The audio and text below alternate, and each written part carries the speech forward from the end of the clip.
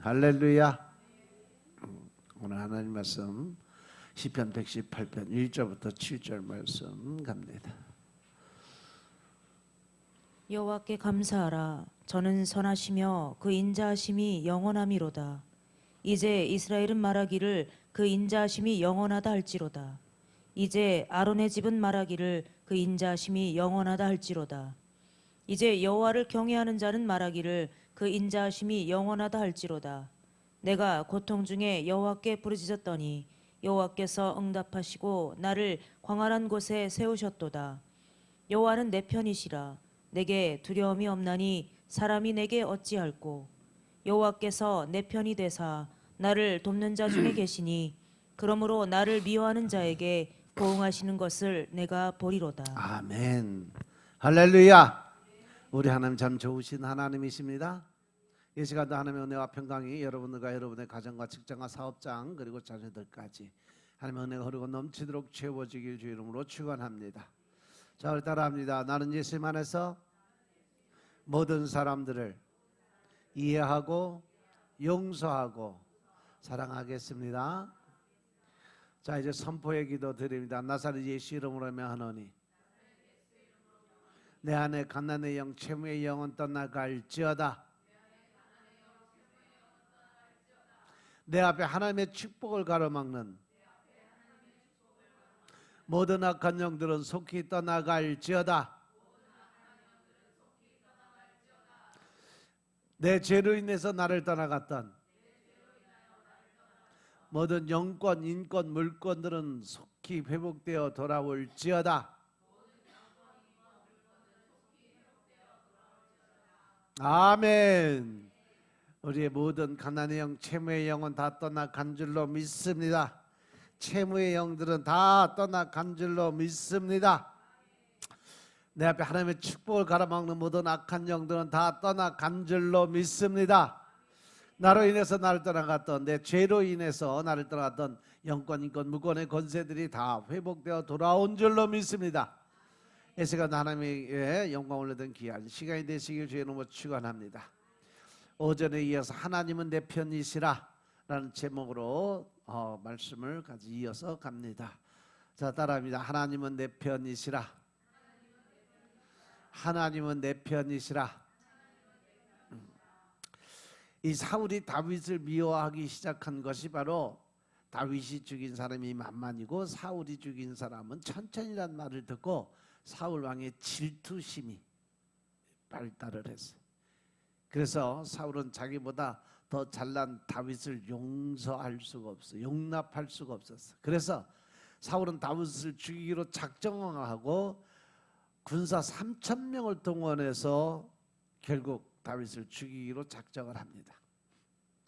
믿음의 사람인 다윗은 앞뒤로 막혀있는 환경을 보고 낙심을 하고 고민을 해요. 그렇지만 그는 믿는 데가 하나 있어. 바로 하나님을 믿는, 하나님만을 의지하는 믿음이 있었습니다. 오직 주님만을 보고 앞으로 달려갔죠. 하나님의 이름을 모욕하고 더럽힌 블레셋 사람인 골리앗을 향해 달려갔던 그런 사람이에요. 그리고 그 골리앗의 교만과 자만의 허세를 무너뜨려서 하나님의 이름을 높였던 사람이 바로 다윗이었어요. 사무엘상 17장 45절의 말씀처럼 다윗이 블레셋 사람 골리앗에 너는 칼과 창과 단창으로 내게 나오지만 나는 만군의 여호와의 이름을 곧 내가 모욕하는 이스라엘 군대의 하나님의 이름으로 내게 나아간다고 하면서 단번에 골리앗을 쓰러뜨렸던 그러한 사람이에요. 그런 그를 사울은 다윗을 죽이기로 작정을 하고 명령을 내렸던 거죠. 그런데 다윗은 말씀을 주야로 묵상하는 사람이었기 때문에 어떻게 해야 할지를 잘 알았던 사람이라는 거죠. 그래서 여러분들도 늘 말씀을 묵상하고 매일 말씀 먹고 그 말씀을 묵상하면서 하나님과 관계 회복이 이루어졌을 때 하나님의 영이 성령님이 여러분들 안에서 모든 길을 알려주고 깨우쳐주고 또 가르쳐 주신다는 거 믿으시기 바랍니다.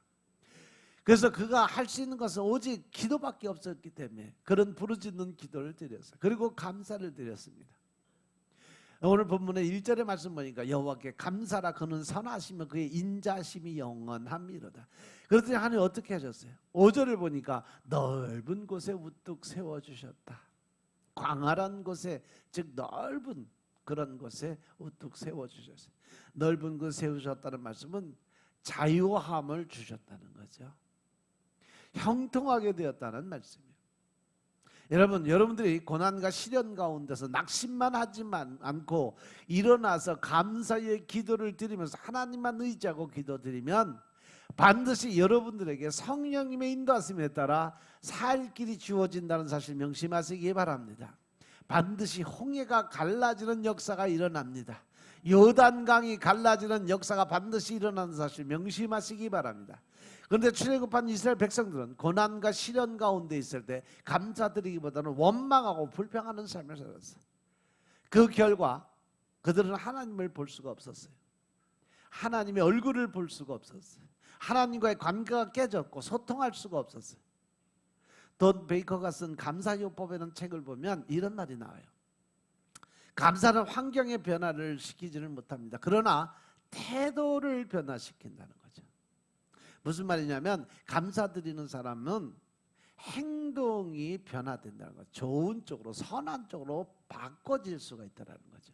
그 마음속에 악한 마음들이 떠나가고 또 이 사단이 주는 이 어떤 상상이나 개념들이 떠나가고 늘 하나님과 동행함으로 담대하게 나가는 용감한, 그리고 그 안에 예수 그리스도 하나님의 그 온유한 마음으로도 인해서 사람들 앞에 모든 것을 다 악한 것을 선으로 바꿀 수 있는 능력이 생긴다는 거죠. 사도 바울은 베레아 사람들에게 전도하면서 뭐라고 얘기했냐면 사도행전 17장 11절의 말씀을 보면 베레아 사람은 데살로니가에 있는 사람보다 더 신사적이고 또 간절한 마음으로 말씀을 받고 이것이 그런가 하여 날마다 성경을 상고했다라고 기록이 되어 있어요. 하나님의 말씀을 받고 그 말씀이 만났더니나 늘 성경 말씀을 보면서 확인하며 차근차근 밟아갔던 사람들이 바로 베레아 사람들이에요. 신자적이란, 성도란 말은 진리 앞에 편견이 없이 공평한 자세를 말하는 거예요. 그들은 자기 생각이 옳다고 주장하지 않아서 바울의 설교를 다 들어보고 난 다음에 판단하려고 했어요. 그래서 믿음의 눈을 가질 수 있게 되었다는 거죠. 여러분들이 감사드리는 데는 조건을 달면 절대 안 됩니다. 그냥 내가 사는 것에 대해서 감사드려야 돼요. 병을 고쳐줬기 때문에, 직장을 줬기 때문에, 공부 잘하게, 아니면 사업을 번창하게, 내가 돈을 많이 벌게 해서 조건이 이루어지는 것으로 감사드리면 안 되는 거예요.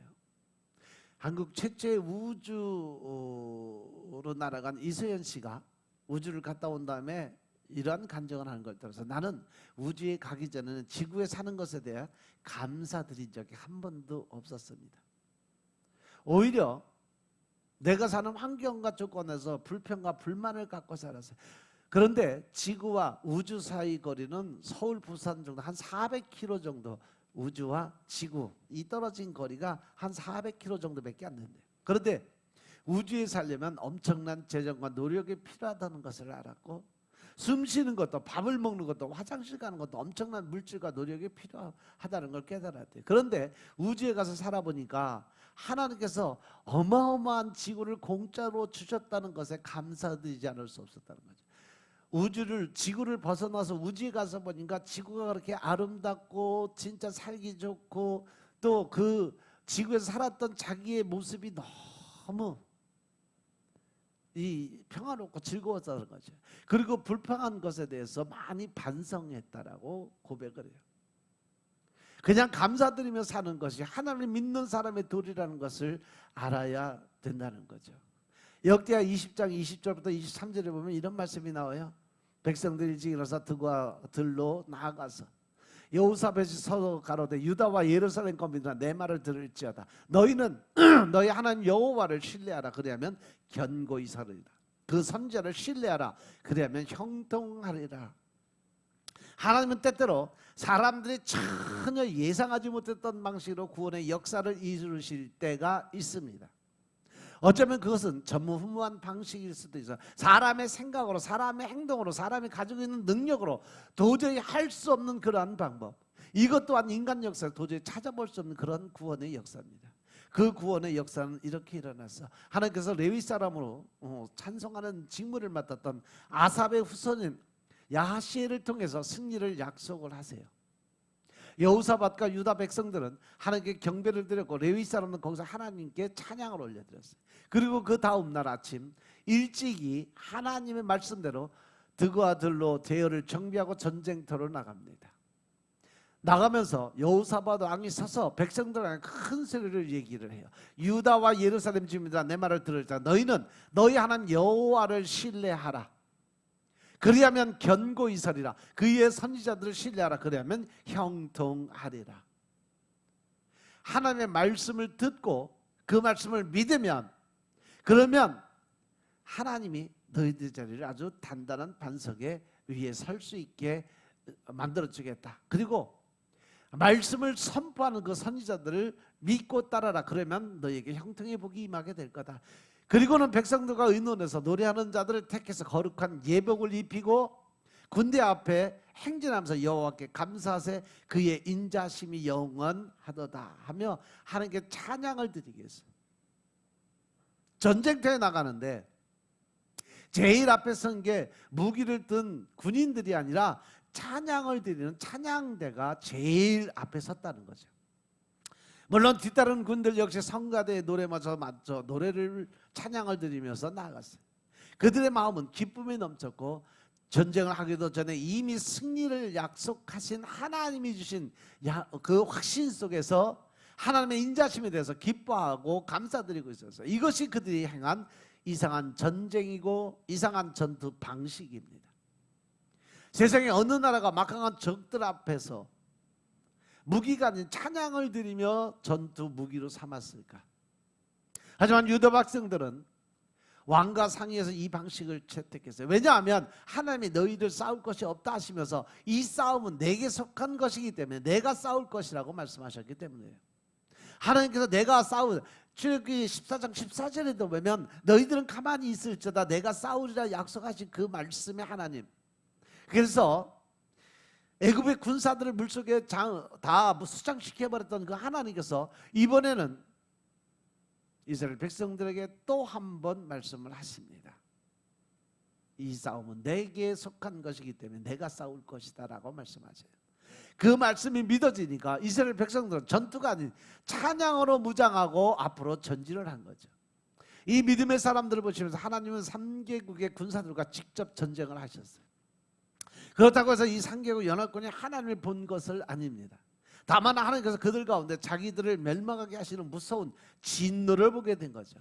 그리고 유다 백성들은 하나님이 자기들의 편이 되셔서 자기들을 위해 싸우시는 것을 보게 되는 거죠. 싸움의 양상이 어떻게 전개되고 있을까요?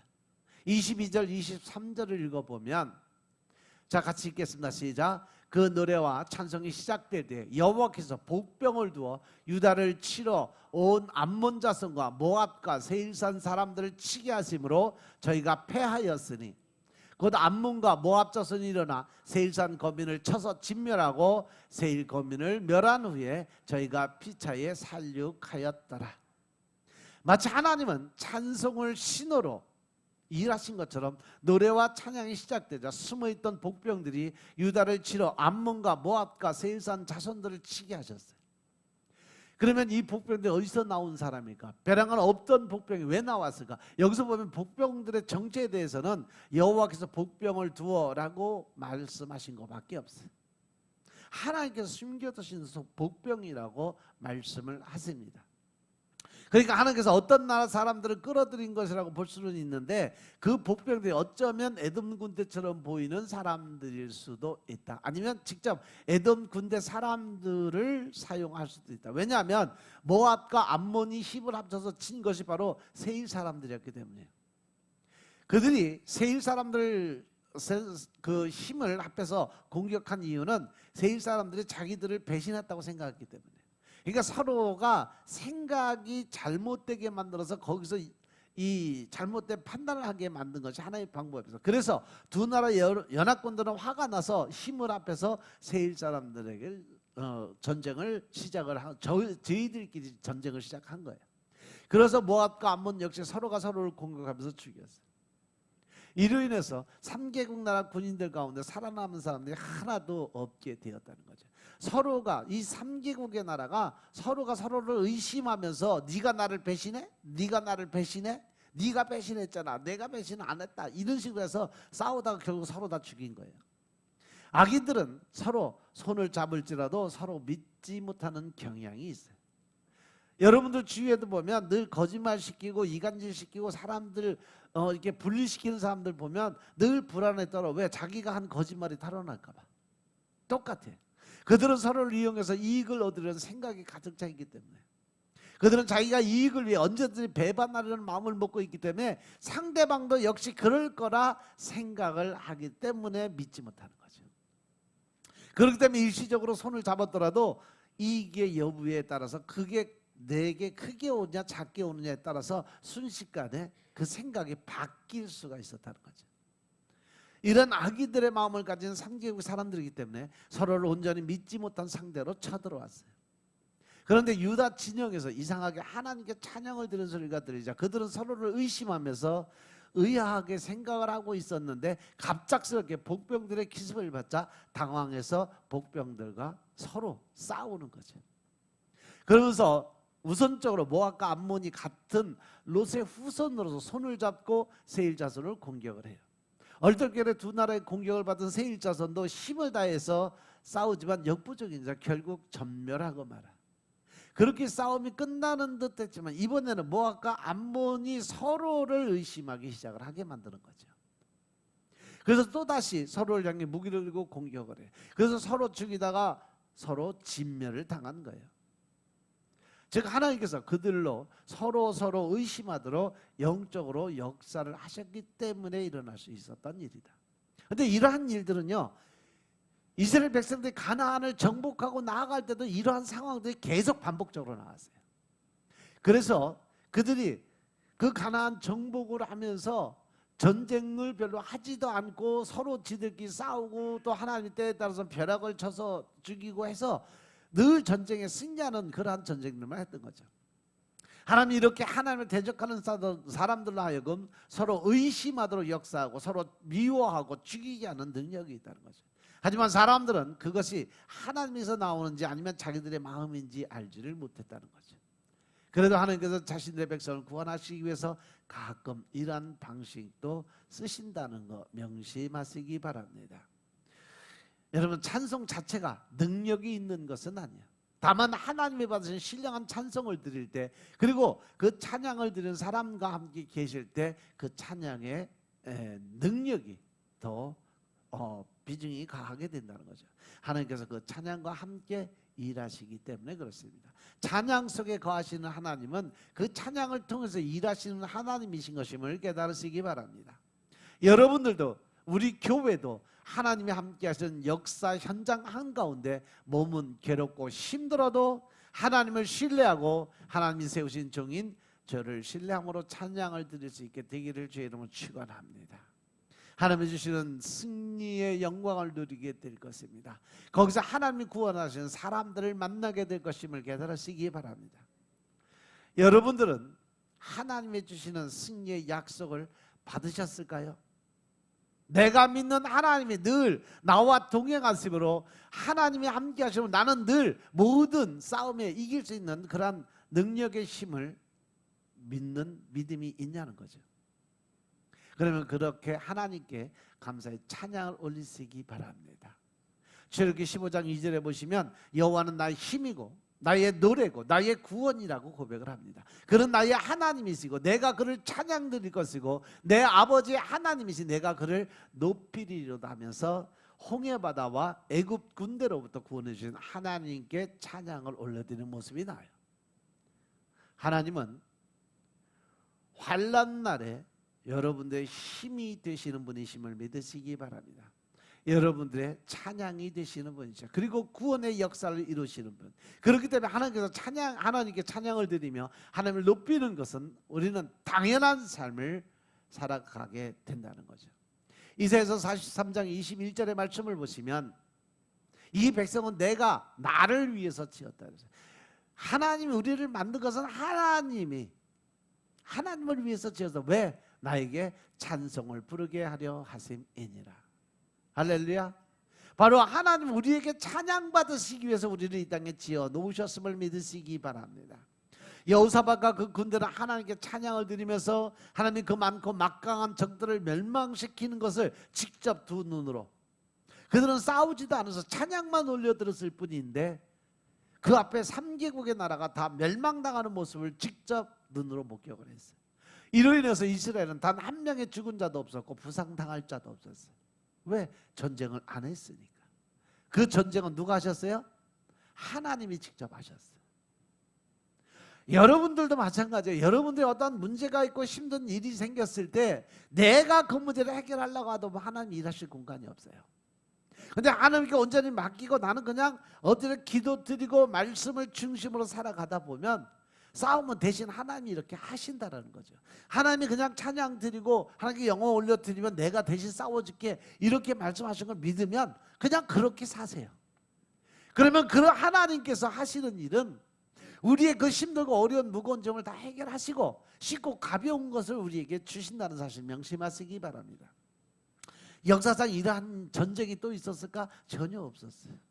오직 하나님이 함께 하실 때에만 이러한 일이 일어났다는 사실 명심하시기 바랍니다.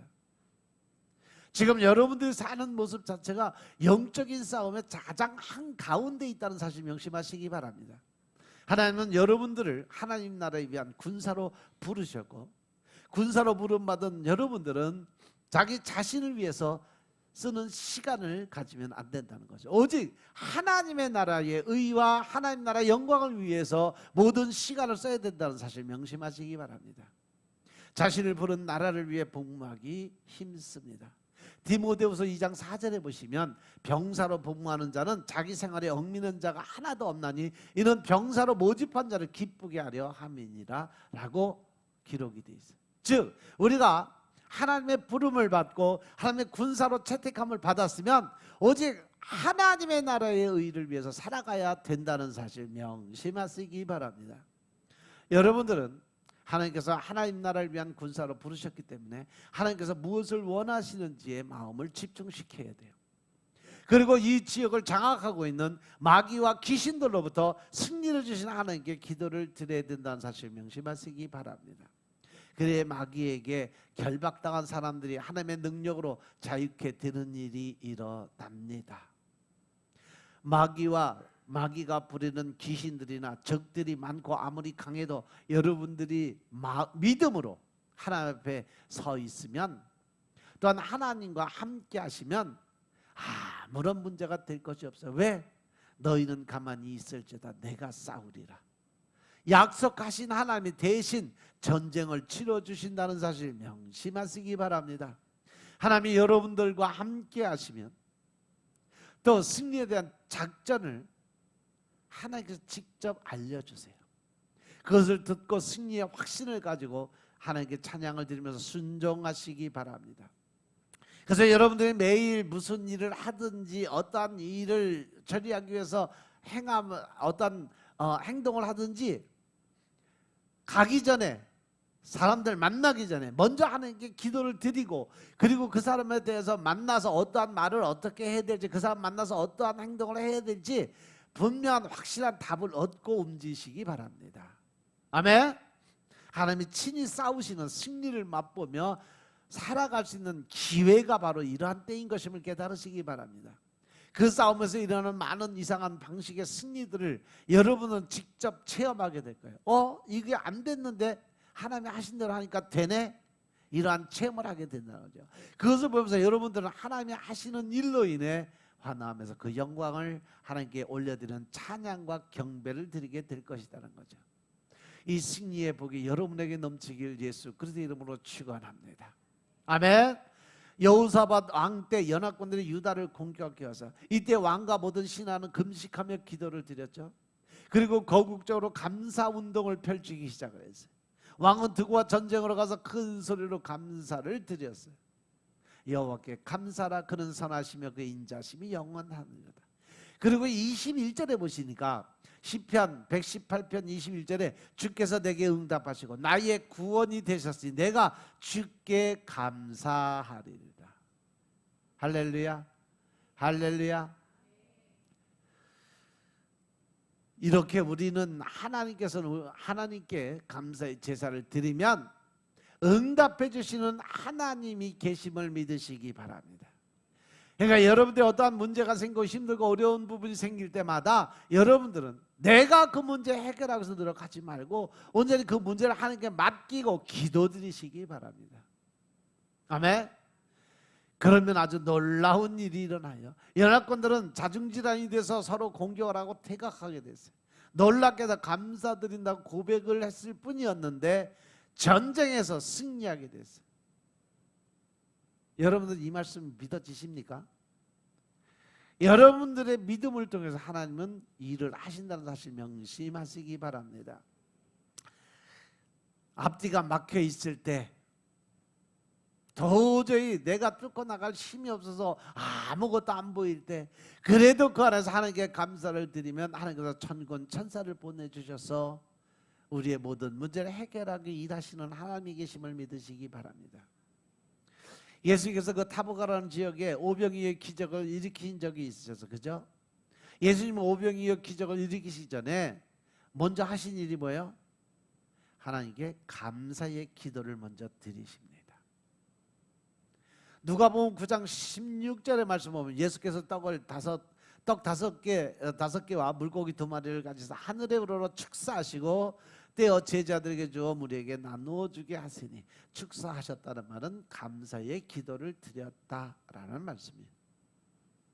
예수님은 장정 5,000명 앞에 놓인 보리떡 5개 물고기 2마리 주신 것에 대해서 감사를 드렸어요. 그런 다음에 그것을 나누었어요. 그랬더니 놀라운 기적이 일어났던 것임을 깨달으시기 바랍니다.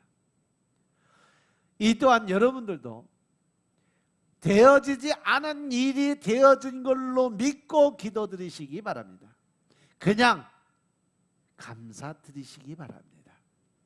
그 선하시며 인자하심이 영원하신 하나님 앞에 감사드리시기 바랍니다.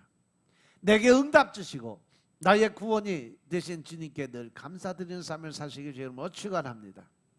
내게 힘을 주시고 그것이 능력으로 붙잡아 주시고 능력의 오른손으로 붙들어주시는 하나님께 감사의 기도를 늘 드리시는 여러분들 되시길 주로 축원합니다. 오늘도 주님은 우리들에게 감사의 제사를 살아있는 영적인 예배를 받으시기 원하시는 분이 하나님이심을 믿으시기 바랍니다. 늘 주님이 기뻐하시는 우리의 모습을 바라보시며 서무대하시는 하나님께 감사의 제사를 드리는 여러분들의 삶이 되시길 주의 이름으로 축원합니다. 아멘. 기도드리겠습니다. 아버지 하나님 감사드립니다. 오늘 아버지의 은혜 가운데 우리가 살아갈 수 있도록 축복하시고 하나님 안에서 하나님이 내 편이라는 사실을 늘 명심하고 깨닫게 하여 주시니 감사합니다. 늘 신령과 진정 안에서 나보다는 하나님 나라의 영광을 위해 살아갈 수 있도록 축복하시고 또한 우리가 나를 생각하기보다 하나님의 뜻과 의를 먼저 생각하며 하나님의 방법으로 살아갈 수 있는 능력의 종들이 다 될 수 있도록 축복하옵소서. 이번 한 주간도 오직 말씀을 의지하고 기도를 드리며 하나님의 뜻을 깨닫고 순종하며 복종하는 삶을 살게 하시고 주님의 영광을 위해 살아갈 수 있도록 축복하옵소서. 모든 말씀으로 주 예수 그리스도 이름으로 감사드리며 기도드려 싸움나이다. 아멘.